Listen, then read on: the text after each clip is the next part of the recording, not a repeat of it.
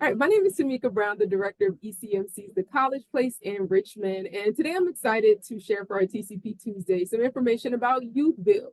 A lot of people see our name is The College Place and they assume that we only support students who are pursuing 2- and 4-year education. No, but we really believe that every student needs a plan. Every student, not just students who aspire to go to 4-year school. And so I think the YouthBuild is a great program to learn about. There are several locations in the state of Virginia. But I'm excited that Amere Langley is joining us from Newport News to talk about his program, and he can answer some general questions about YouthBuild as a whole. I had a younger sister who attended the YouthBuild program in Petersburg, and she got training as well as her GED. So it really is a game changer for students who are interested in getting that skill and also need support in completing high school. So I'm going to turn it over to Amere. Ask any questions you have. This is your space, but thanks, Amere, for joining us. Of course, of course. Thank you, Tamika, for inviting me. It was a long time coming. We've been talking about this for 2 months now, but it's been good to be able to speak to students who would like different alternative ways in order to promote themselves in education and just personally. Myself, I am a case manager at YouthBuild, like she said, with Volunteers of America, Chesapeake, and Carolinas, but we're a part of YouthBuild USA, which is an international workforce development program under the Department of Labor, giving 16 and 24-year-olds opportunities to help themselves with GED as well as construction certifications, which include pre-apprentice certifications in HVAC, electric, carpentry, and plumbing, and then also getting vocational job placement ready skills as well as case management skills.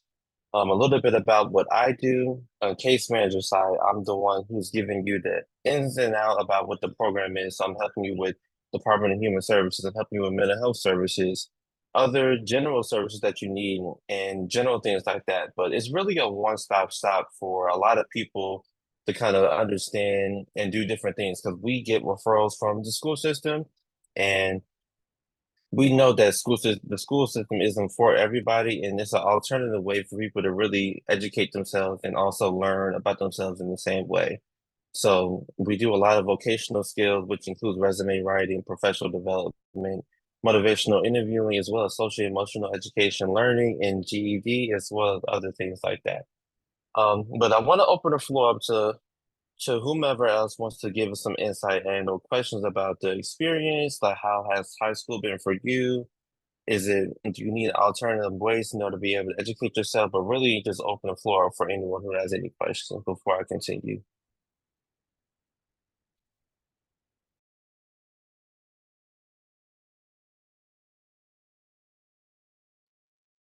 In addition to students, we may have practitioners on the call who are supporting students. So they may just be here to gather information and share with you. Let me see. No questions. Thank you. So what I'll do is I'm gonna drop my email in the chat anyway for you all just to have for reference. So if you do have questions or you want to pass it along to whomever else who you think would be interested in it, please do so because we are constantly learning and developing different things with a lot of people. We've been in the VCU region a lot recently, and we've been talking with VCU. They want to do youth builds for Native American and other tribal communities, but also just for the area in general. Richmond's a very untapped place, specifically for workforce development, because there's a huge population there, and a lot of people are in school, but a lot of people are going through school and it's not for them. And I really feel that for you because sometimes the school system and the way they structure things, even the teacher and student dynamic, is a lot for you to handle, especially if you got a lot of trauma. And it's just a lot for you to deal with. But it's a lot of alternative ways to kind of get the things you need to get. So you're not just getting your GED, you're not just getting certifications. We're helping you with job placement, we're helping you with case management, we're helping you with personal goals, the financial goals, literary goals, all the things, kind of inclusive of one-stop shop for you all to just understand everything and understand there's an alternative way to understand and kind of learn a little bit about yourself. And in terms of practitioners, other organizations who are looking for different alternatives for your participants and your students, like I said, I have my email in the chat is a Langley, like you see on the screen, then at voaches.org. and you can send me an email. We can set up a separate meeting about different things in which we do. But we basically help out 16 to 24-year-olds with alternative ways to get education because, like she said, education isn't for everybody. We really preach community college, 4-year university, but a lot of people don't want to do that, and it's a very untapped market for trades and different other alternative organizations. And that market specifically is very much untapped, and it's a lot of lucrative opportunities there. I know a lot of opportunities now that they're giving people signed-on bonuses upwards of $5,000 to $6,000 easy just for you just signing up. And there's a lot of other alternative ways to kind of help yourself, but please give me a reach out to myself, either Tamika, and we'll get you connected with whomever we can because there's alternative ways for everybody. Community college and regular college isn't for everybody, and I would rather you be informed than not do nothing at all.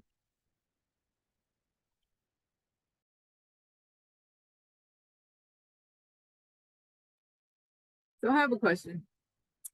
How long generally is the Youth Build program? Like once a student is admitted, how long, like is it like a 2-year program, an 18-month program? Like how long is the program? And then the other question I have is around students who may have IEPs or 504 plans. What support is available for those students? Definitely, definitely. So our program runs 6 months at a time. So just to give you a frame for reference, we're in our second grant for Youth Build, which is under the Department of Labor. So we have to get a certain amount of students in for the grant, and it runs in 6 months. So we have them physically in the building for 6 months, and then they're out of our building, but still in follow-on pieces for 12 months, which is a total of 18 months that we are with the student. And just because you're not physically in the building does not mean that we are not still following you and still getting the credentials and the skills that you need. So if we got you placed at a job out of the 6 months and you're month 4 or 5 in, like, oh, this really isn't what I want to do, we can still help you with those resources. You still have access to all the resources you did before, but you're just not physically in the building and you aren't getting paid for it. That's another incentive that we also have for the program. So we are paying you for your time. We understand it's 2024. You need money in order to survive. So you're getting a little stipend from us just to help you out along with your journey, but also giving you a little bit to work with and learn and teaching you the basic skills you need in order to be successful financially. And to your question about IEPs and 504s, we've worked with students in the past who have 504s and IEPs. It's just a matter of navigating this experience for everybody because, as you know, the IEP and the 504 experience can be different for each person. So it's case by case. So we take one person, see what their disabilities are, where can we meet them at, et cetera, et cetera. So when you do have those types of documentations on file, we send that to to GED officially, and then you get accommodations at the testing center. Give you a little bit of insight about GED as well. So you have to pass 4 cumulative tests in order to acquire your GED in the state of Virginia. And that includes math, that includes RLA, which is reading and language arts, there's science, as well as social studies. And once you pass all 4 of those tests, and then you can get your GED for you completing that program. We have intensive tutoring as well as a GED instructor on site. The other youth builds kind of structure it differently, but all youth builds have the same model. It's just about execution for them. But in terms of the 504s, IEPs, we do assist when we can. But as you know, we all have our limitations. Even the school system has a hard time kind of meeting those accommodations. But we meet them where they are and try to curate a plan best for them in the classroom.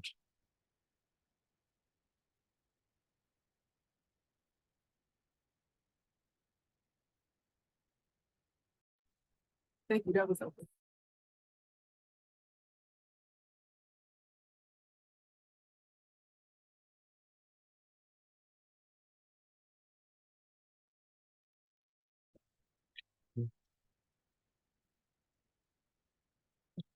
Ask me about how much is the stipend. You know, I like the candor. I like the candor.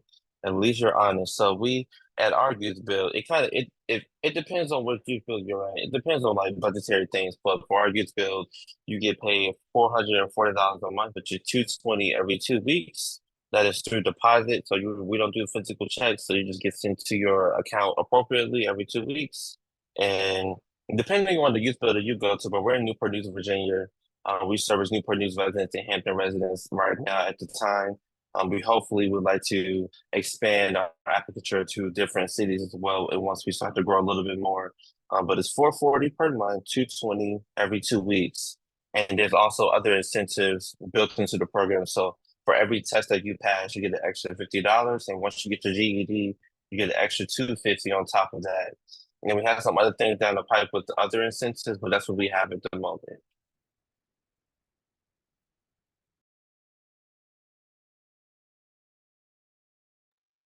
What are some of the trades that are offered in addition to GED at the location here? hmm So we offer pre-apprenticeship skills in NCCER, which is National Construction Center for Education and Research. That includes HVAC, electric, plumbing, and carpentry. And we have an in-house workshop where you take the skills that you learn in the classroom, and then you go to the shop down the hallway and start to build things. We're building sheds. We are doing electrical for certain panels. We're doing HVAC. We're doing carpentry, learning how to build and deconstruct basic things. So understanding how outlets work, understanding how the light fixtures in your home work, that includes plumbing. So you'll come out of this program knowing what to do and these things, because as you know, it can become very expensive getting somebody, a technician out to your site and your home, and you're paying for the labor, not really for the service, when the service was like $20 or $30, but they ended up paying $200 because of the person doing it. And even in the state of Virginia, certain technicians don't have to be licensed and they can still charge you that much.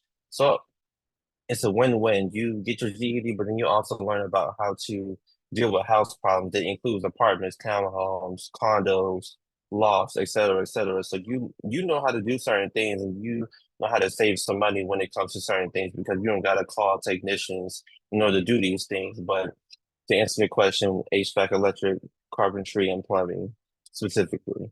But then it isn't limited to just that. Okay.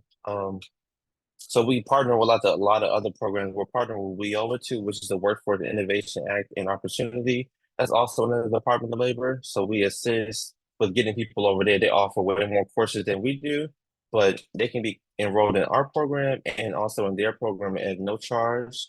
And you get access to different courses and different trades to do. So if you want to do cybersecurity, we can help you with that.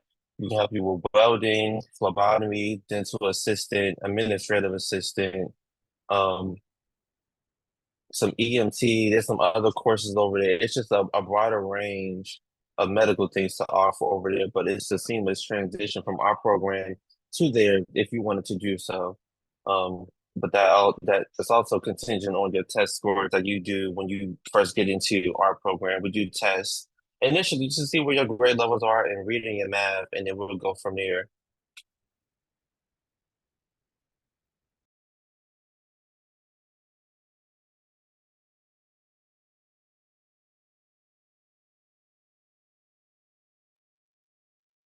Thank you for that insight. I don't know what questions that anyone else has, but I have one last question. I love asking this question to people who are in programs who are sharing information. What was one of your favorite success stories of YouthBuild students while protecting the student's identity? What is one of your favorite success stories? Um, yeah, so I got into the program last August, so I'm coming up on my eighth or ninth month in the program. So I went through one cohort so far, and I'm currently in the second cohort. A good success story is a student who had a troubled past. You know, people wear their problems very differently, and they wear their trauma differently. You wouldn't expect for this person to have went through what he went through and still come out on top. He was very tenacious and very understanding and wanting to better himself. Give you a little backstory. He was removed from school for about 6 or 7 years. Went through a lot of personal traumatic things, moved a couple states, ended up being here with his wife in the military, and just seeing the 360 turnaround and people wanting more for themselves. It was my first time seeing that in real life and seeing the work that people wanted to put in for themselves and see the tenacity he had. And within 2 or 3 months of him being in our cohort, he acquired a GED through the work that he did at home as well as the things that he did in our program. And it was a kind of a 360 shift because before when he got there, he was very much shy, didn't really want to communicate with a lot of people. Like I said, people wear the trauma differently, so it was different to see those different things. But then he kind of opened up, kind of opened himself up to opportunities and didn't even think that this was something he could do again because he did it in another state, but then they closed down and he kind of lost hope for himself.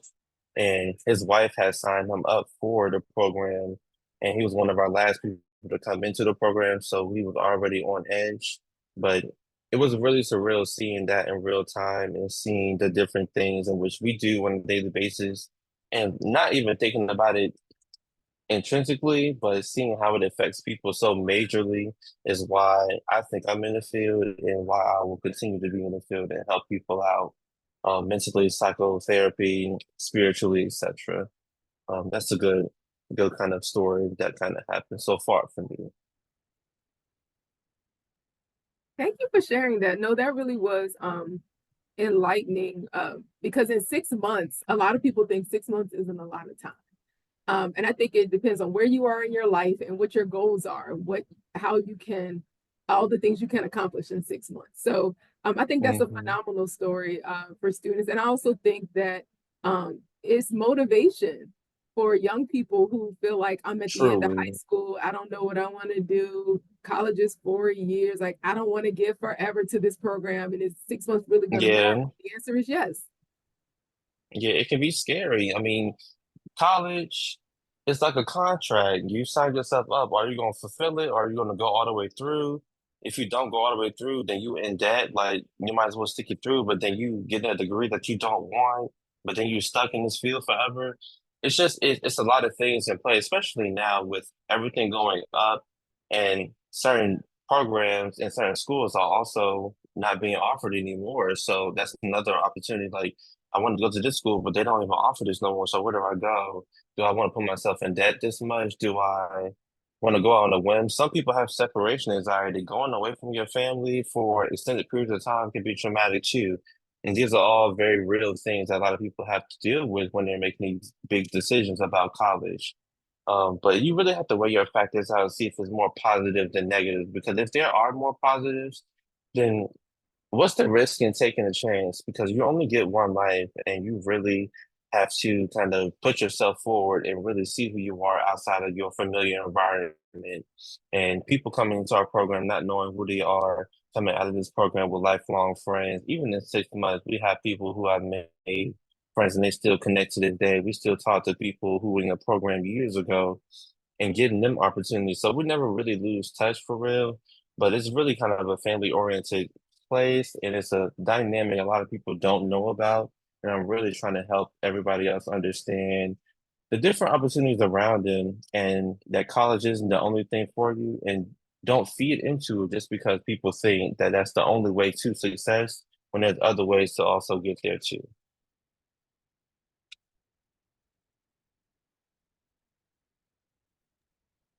Yes, yes, yes. Thank you so much, Amir, for your time. I'll wait a couple more seconds to see if anybody has any lasting questions. We have Amir's email address.